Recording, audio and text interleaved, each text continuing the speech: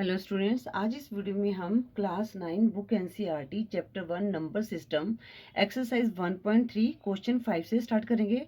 बच्चों, ये एक्सरसाइज 1.3 की 4th वीडियो है। अगर आप क्वेश्चन 1 से लेकर 4 तक की वीडियो देखना चाहते हैं तो ऊपर आई बटन में उनका लिंक दे दूंगी और नीचे डिस्क्रिप्शन में भी इनका लिंक दे दूंगी बच्चों। और चैप्टर 1 की प्लेलिस्ट का लिंक इस वीडियो के एंड स्क्रीन में दिया गया, आप वहाँ से देख सकते हैं। बच्चों, इस वीडियो में हम क्वेश्चन 5 और 6 को सॉल्व करेंगे।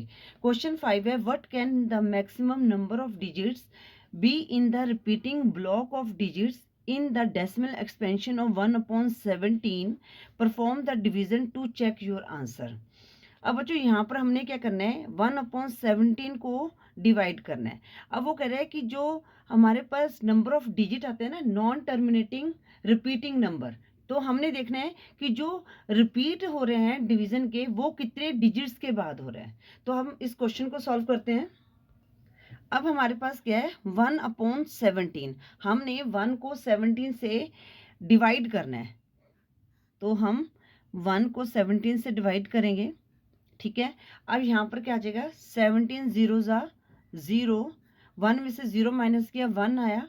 अब ये आगे फिर हमें यहाँ पर क्या लेना पड़ेगा, यहाँ पर हम डेसिमल लगा देंगे और यहाँ पर 0 लगा देंगे। अब 10 जो है अभी भी ये 17 से है, स्मॉलर नंबर है, तो यहाँ पर हमने 0 लगा दिया। ठीक है, अब यहाँ पर हम क्या कर देंगे, एक 0 लगा देंगे। अब ये किस पे चला जाएगा, तो 17 5 ज़ा। ठीक है, तो यहाँ पर क्योंकि 17 को अगर हम 6 से मल्टीप्लाई करते हैं तो हमारे पास 102 आता है, तो ये किस पे जाएगा, 17 5 ज़ा 85।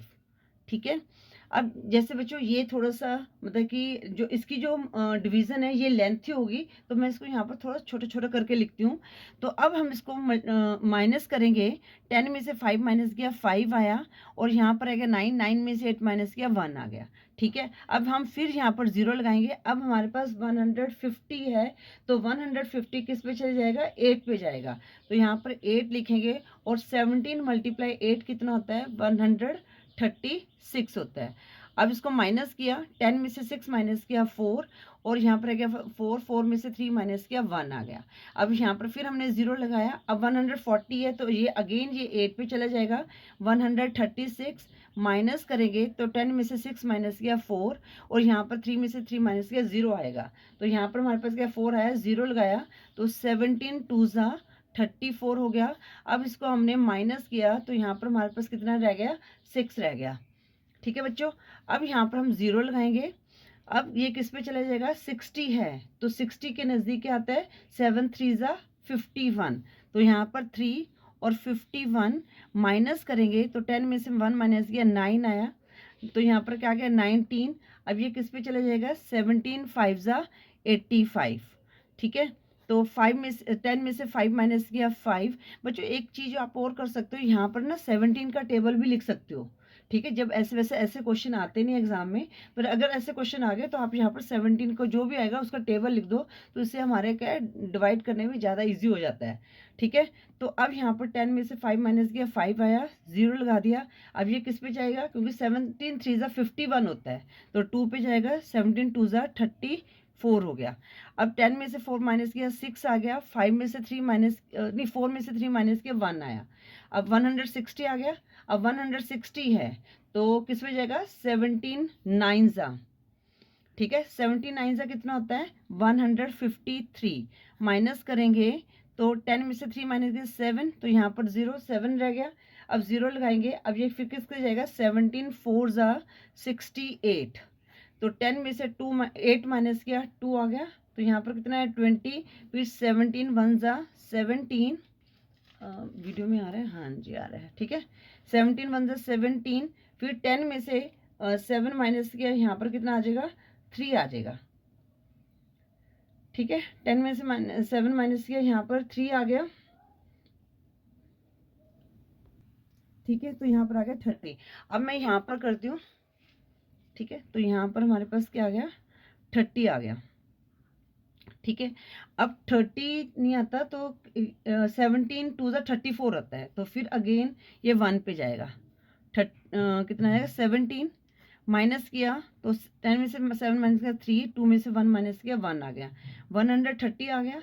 तो अब ये किस पे जाएगा, 7 पे चला जाएगा। 17 7 ज़ा 119, 10 में से 9 माइनस गया 1, 2 में से 1 माइनस गया 1, 0 लगाया क्योंकि 11 तो जा नहीं सकता ना, 1 1 0।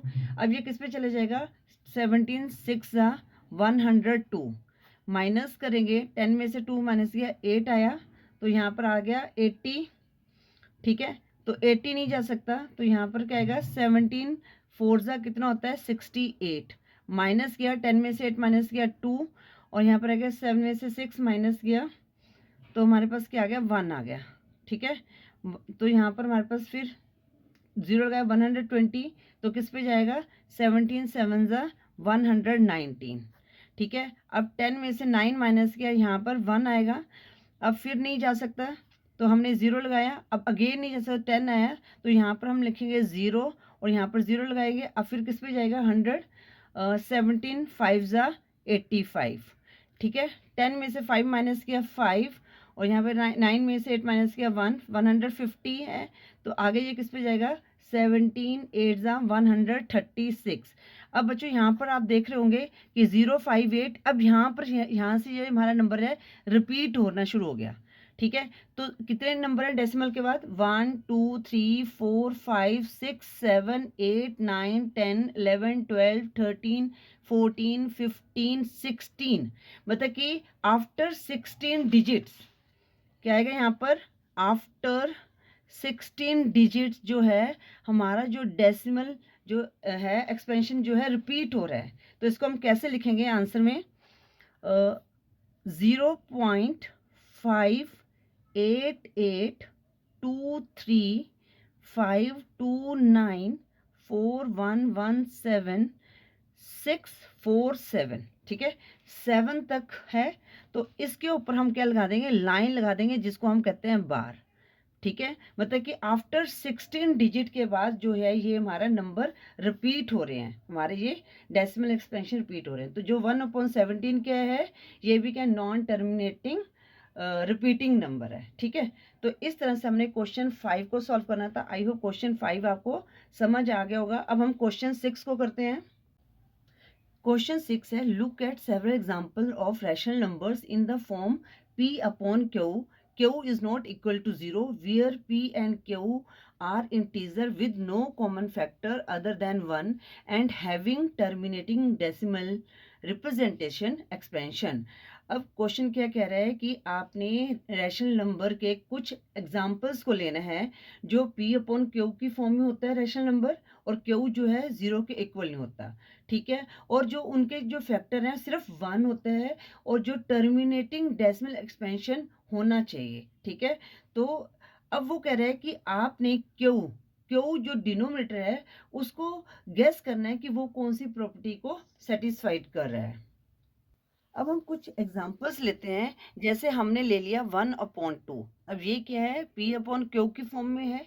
ठीक है, और इसमें जो है क्यू 0 नहीं है। अब हमने देखना है इसका जो डेसिमल रिप्रेजेंटेशन है वो टर्मिनेटिंग होना चाहिए। ठीक है, तो 1/2 को जब डिवाइड करते हो, देखो 1 को आपने डिवाइड करना है। एक मैं आपको बता देती हूँ, तो 1 2 से डिवाइड नहीं हो सकता, तो यहाँ पर पॉइंट लग गया, यहाँ पर 0 लग गया, और 2 5 10, तो इसको डिवाइड करने पर क्या आया, 0.5 आया। ठीक है, इसी तरह हम 1/3 लेते हैं रैशनल नंबर। जब हम इसको सॉल्व करते हैं तो हमारे पास कितना आएगा, 0.3 बार। अब ये तो हमारा क्या था, टर्मिनेटिंग था, और ये क्या हो गया, नॉन टर्मिनेटिंग रिपीटिंग हो गया। ठीक है, अब हम लेते हैं 1/4। अब 1/4 को जब आप सॉल्व करोगे तो हमारे पास क्या है, 0.25। तो ये क्या पूरी तरह सॉल्व हो गया, पूरी तरह ये हो गया, तो इसको क्या लिखेंगे हम, टर्मिनेटिंग। उसके बाद लेते हैं 1/5। 1/5 को जब आप सॉल्व करोगे तो हमारे पास कितना आ जाएगा, 0.2 आ जाएगा, तो ये भी हमारा क्या है, टर्मिनेटिंग है। अब हम 1/6 को लेते हो, तो 1/6 को जब आप सॉल्व करोगे तो आपके पास क्या आ जाएगा, 0.6 फिर अगेन 40 0.6 बार, तो ये भी क्या हो गया, नॉन टर्मिनेटिंग रिपीटिंग हो गया। ठीक है, उसके बाद हम लेते हैं 1/8 को लेते हैं। तो 1/8 को जब हम सॉल्व करेंगे तो हमारे पास क्या आएगा, 0.125, तो ये भी टर्मिनेट हो गया। उसके बाद हमने 1/9 लिया।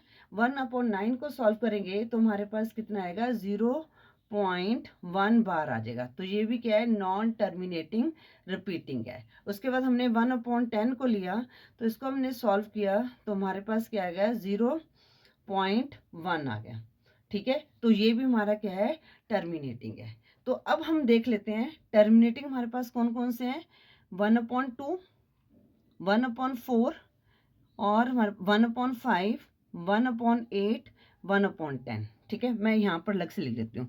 1/2, 1/4, 1/5, 1/8, 1/10। ठीक है बच्चों, अब यहाँ पर आप देखोगे यहाँ पर 2 है, तो ये जो 4 है इसको हम कैसे लिख सकते हैं 2 की पावर 2, और यहाँ पर जो 8 है ये इसको हम कैसे लिख सकते हैं 2 की पावर 3। ठीक है, तो और यहाँ पर हमारे पास क्या है 5 और 10 आ गया, और 5 यहाँ पर जो 10 है, ठीक है, अगर हमारे पास देखो 5 की पावर होगी, अब यहाँ पर देखो यहाँ पर क्या है 2 की पावर, जो जिन भी डिनोमिनेटर में जो क्यू है वो 2 की पावर में है, तो वो क्या है हमारा टर्मिनेटिंग है। उसी तरह अगर हमारा 5 की पावर में होगा तो वो हमारा क्या हो जाएगा, टर्मिनेटिंग होगा। अब हम इसको सॉल्व करके देख लेते हैं। अब जैसे हमारे पास है 1/5 की पावर क्या होता है, जैसे 5 स्क्वायर है तो कितना आएगा 1/25 आ गया। ठीक है ना, तो यहाँ पर क्या है 5 की पावर 2 है। ठीक है, तो इसका जो हम सॉल्व करेंगे तो हमारे पास कितना आ जाएगा 0.04, तो ये भी हमारा टर्मिनेटिंग होगा। ठीक है, अगर हम 5 की पावर 3 लें, 5 की पावर 3 क्या होगा 125 हो गया। अब इसको हम सॉल्व करेंगे तो हमारे पास क्या है 0.008, तो हमारे पास क्या है टर्मिनेटिंग आ गया। ठीक है, और यहाँ पर हमारे पास क्या है 10 है, तो 10 को हम कैसे लिख सकते हैं 2 × 5, मतलब कि अगर 2 यहाँ पर भी 2 की पावर 1 या 5 ले लिया तो 2 और 5 ही लिया, तब ये हमारे जो है इनका डेसिमल एक्सप्रेशन क्या आएगा, टर्मिनेटिंग आ गया। अगर हमने यहाँ पर ले लिया 1/100 ले लिया, ठीक है, तो 100 को हम कैसे लिखते हैं 25 × 4 लिख सकते हैं, और 25 क्या है 5 का स्क्वायर है, और यहाँ पर जो 4 क्या है 2 का स्क्वायर है। तो अगर हमारी जो पावर है या तो 2 का स्क्वायर हो या 5 की पावर m हो, मतलब पावर कोई भी हो सकती है। ठीक है, या तो पावर 2 की पावर m हो, ये 1 होगा। ठीक है, 2 की पावर 2 भी हो सकती है, 2 की पावर 3 भी हो सकती है, और 5 की पावर n, और 5 की पावर 1 भी हो सकती है, 2 भी हो सकती है, 3 भी हो सकती है। ठीक है, जो भी इनके कॉम्बिनेशन में आता है, जैसे अगर 2 × 5 में भी आता है तो उनका जो डेसिमल जो एक्सपेंशन है वो क्या होगा, टर्मिनेटिंग होगा। ठीक है, तो हमारे पास यहाँ पर हमने एक ऑब्जर्वेशन क्या मिल गई हमें, कि जो क्यू है वो 2 और 5 की पावर में होगा या बोथ होगा। यहाँ पर 2 × 5 भी है, यहाँ पर भी है 5 स्क्वायर × 2 स्क्वायर, तो हमारा जो डेसिमल एक्सप्रेशन क्या आएगा, टर्मिनेटिंग आएगा। तो यहाँ पर आंसर में हम मेंशन कर सकते हैं द प्राइम फैक्टराइजेशन।